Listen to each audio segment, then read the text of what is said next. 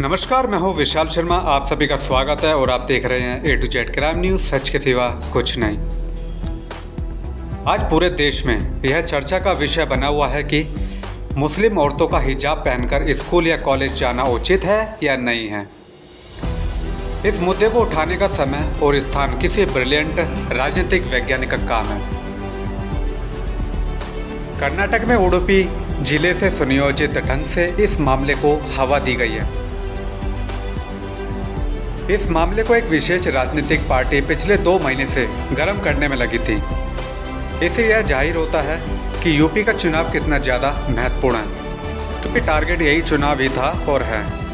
मोदी जी का केदारनाथ धाम में परिक्रमा, काशी में गंगा नदी में डुबकी, बाबा विश्वनाथ मंदिर का दर्शन का फोटोशूट, काशी मथुरा मामला और राम मंदिर का अयोध्या में बनवाना आदि, यह सब एक थिंक टैंक की सोची समझी साजिश का हिस्सा है। उसी अनुरूप इसकी परिणति भी है। ये सब जनता को जब तक समझ में आएगा तब तक यूपी के चुनाव हो चुके होंगे और जनता ठगी जा चुकी होगी।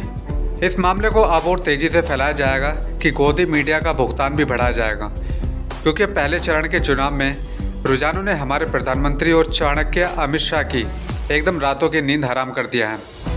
अब तो बेहद ज़रूरी है कि बजरंग दल और विश्व हिंदू परिषद जैसे संगठन खुलकर इस खेल का हिस्सा बन जाए, क्योंकि कैराना का पलायन और मुजफ्फरनगर के दंगों का भाषणों में जिक्र कोई खास असर नहीं छोड़ पा रहा है। तबलीगी जमात जैसे अंतर्राष्ट्रीय संगठन जैसा शगुफा बनाना ही होगा। शाहरुख खान का लता जी के शव पर वाला मामला भी उतना नहीं उछल पाया जितना होना था। हालांकि कुछ साल पहले का लता जी और मोदी जी की बातचीत फिर से कई बार मीडिया में सुनवाया गया, पर बात बनी नहीं। इस बेहतर ढंग से दंगे का मसाला नहीं बन पा रहा है।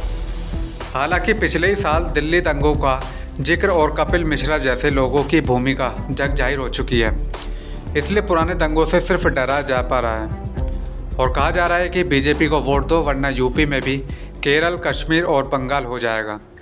परंतु उनका नाम नहीं लिया जा रहा है, जो मील का पत्थर कहे जाने वाले घटनाक्रमों में आता है। और अभी सत्ता शीर्ष पर विराजमान लोगों द्वारा ऐसे कारनामे पहले किए गए थे, जिसके लिए सुप्रीम कोर्ट तक से क्लीन चिट लेना पड़ा था, वरना अमेरिका ने वीज़ा देना ही रोक रखा था।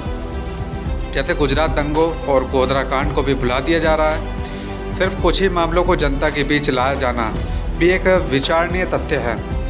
ये मामला कर्नाटक में ही क्यों उठा? क्योंकि बीजेपी वहाँ शासन में है। वहाँ के विधायक, बीजेपी कार्यकर्ताओं, स्थानीय हिंदू संगठनों और बजरंग दल जैसे संगठन को बीजेपी द्वारा एक साथ उन्हें जगाने और सक्रिय करने में आसानी होगी। यह समझकर ही कर्नाटक राज्य का चुनाव किया गया है। विडंबना यह है कि हर बार लोग समझने में देर कर देते हैं। दरअसल कोई भी मुद्दा यूपी चुनाव को बीजेपी के पक्ष में करता नजर नहीं आ रहा है और इस तथ्य से मोदी और अमित शाह की नींद हराम कर रखा है।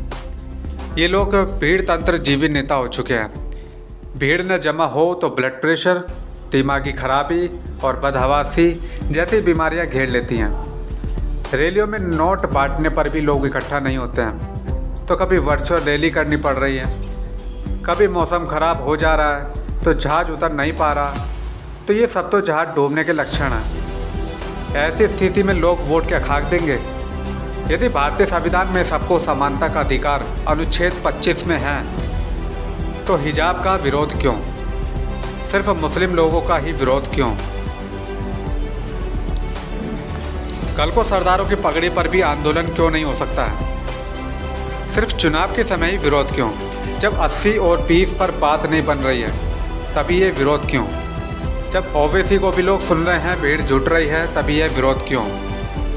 अगर पहनावा मात्र पर ही विरोध होता तो ये विरोध सभी नागरिकों को करने का बराबर हक है।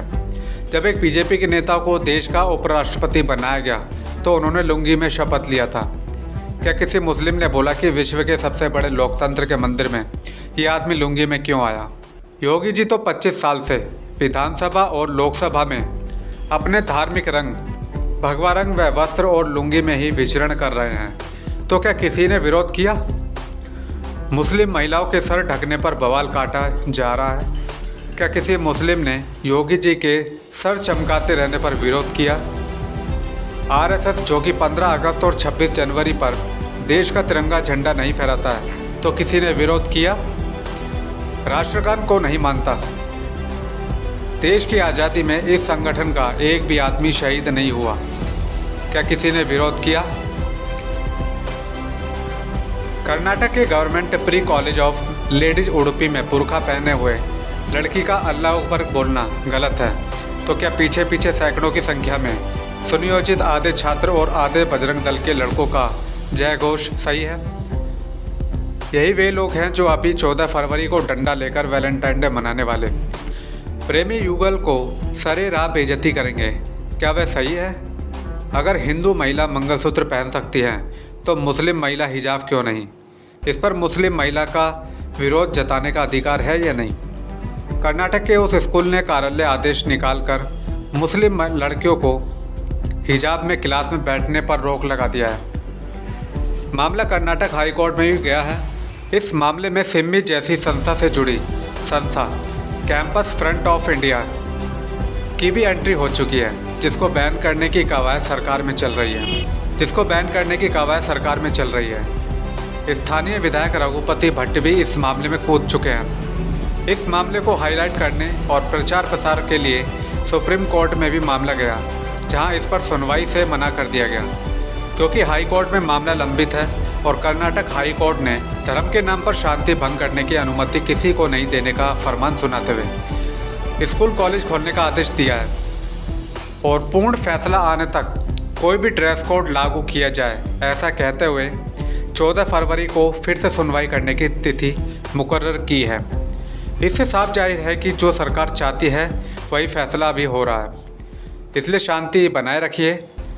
मंगलुरु में भी बजरंग दल ने मुस्लिम दुकानों का बहिष्कार करने का ऐलान करके समाज में जहर खोलने का काम करने की कोशिश किया है। उनका कहना है कि अगर हिजाब ज़रूरी है तो अपना स्कूल कॉलेज अलग खोल लो या फिर मदरसे में पढ़ने जाओ। कर्नाटक के कुछ ज़िले इस मुद्दे पर सक्रिय हो चुके हैं, लेकिन देशव्यापी बनाने की कोशिशें जारी हैं। यह मामला न तो सामाजिक है, न धार्मिक है, न ही किसी समुदाय से जुड़ा है। यह विशुद्ध रूप से राजनीतिक मामला है। इसका भी परिणाम अन्ना हजारे के लोकपाल आंदोलन जैसा ही होगा, जिससे कुछ गिने चुने लोग लाभान्वित होंगे, अच्छे पात्र पा जाएंगे और बीजेपी को यूपी में अपना लक्ष्य हासिल होगा। उसके बाद यह हिजाब का मुद्दा गधे के सिर से सींग की तरह और आंदोलनजीवी अन्ना हजारे की देश दुनिया से गायब हो जाएगा। यूपी में बीजेपी की सरकार बनवाइए, सब सही हो जाएगा। इसको राजनीतिक से ज़्यादा यदि समझा गया तो आप ठगे हुए महसूस करेंगे। इसका सबूत चाहिए तो सन 2014 का मोदी जी, अमित शाह, राजनाथ सिंह, स्मृति ईरानी जैसे लोगों के भाषण याद कर लीजिए, क्योंकि ये लोग उसको गलती से भी स्वयं याद नहीं करते हैं। बढ़ती हुई बेरोजगारी, महंगाई, कोरोना में विफलता और बेहिसाब मौतों की जिम्मेदारी, बढ़ते अपराध, भ्रष्टाचार और पीएम केयर फंड से जनता का ध्यान यदि नहीं हटा तो यूपी चुनाव में अनर्थ हो जाएगा। देश की सुरक्षा मुख्य मुद्दा है, बाकी कुछ नहीं। इस पर विचार कीजिए। इस समय देशवासियों, भाइयों बहनों और मित्रों की मोदी जी और बीजेपी को बेहिसाब व अति घनघोर जरूरत है, क्योंकि इस मुद्दे से ही मोदी जी को वर्ष 2024 में फिर से प्रधानमंत्री बनना है और एक वर्ष बाद 75 की उम्र में सन 2025 में इस्तीफा देकर लाल कृष्ण आडवाणी, मुरली मनोहर जोशी, यशवंत सिन्हा व अरुण शौरी जैसे पूर्व नेताओं को फांसी तक ले जाने के कारणों का ओछे उदाहरण सहित बताना है और योगी जी की जगह खारिज करते हुए अपने प्रिय भक्त व उत्तराधिकारी अमित शाह को प्रधानमंत्री पद की गद्दी सौंपकर झोला उठाकर केदारनाथ धाम की गुफा की ओर प्रयाण करने का अवसर निर्भर है। यदि ऐसा नहीं हुआ तो शायद यह झोला इतना भारी हो जाएगा जो मोदी जी से उठाए नहीं उठेगा। इस तथ्य को समय रहते समझिए। मुझे भी इस तथ्य को समझाने में पसीने छूट रहे हैं। झोला भारी होते ही विपक्ष शायद यह झोला मोदी सहित वहाँ ले जाकर रखने की सोच रहा होगा, जहाँ आजकल अतीक, अमिताभ ठाकुर, डॉक्टर कपिल मुख्तार और आजम खान कर रहे हैं। फिर अंबानी और अडानी का क्या होगा, जो देश के अमीरों की श्रेणी में विश्व गुरु बनने में भारत व मोदी जी का साथ दे रहे हैं। पहले अपनी अर्थव्यवस्था को 5 ट्रिलियन ले जाएंगे ये घराने अपनी, फिर भारत की भी हो जाएगी, क्योंकि ये लोग इतने बड़े घर भारत में ही तो बनाए हैं, तो फिर तो भारतवासी ही बने रहेंगे, ऐसा अनुमान है। तो परोक्ष रूप से ही सही अर्थव्यवस्था तो भारत की ही बढ़ेगी। जैसे कोरोना काल में दोनों औद्योगिक घरानों अंबानी व अडानी की बढ़ी थी। बेशक भारत की जीडीपी काफ़ी गिरी थी। इस लेख को मनोरंजन हेतु लिखा गया है।